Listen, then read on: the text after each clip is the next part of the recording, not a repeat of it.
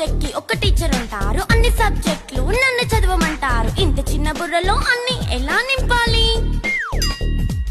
Class work, home work, fair notes అంటారు. Subject కి 3 books పెట్టి బ్యాగ్ నింపుతారు. ఇన్ఫాక్ట్ నా బరువు కన్నా నా బ్యాగ్ బరువే ఎక్కువ.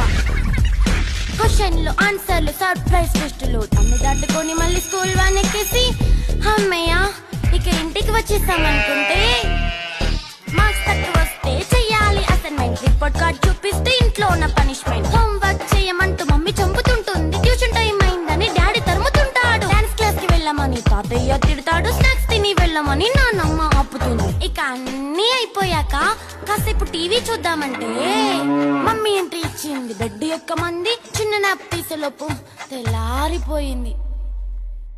అయ్యో మళ్ళీ మొదలు ఈ స్కూల్ కష్టాలు. ఇక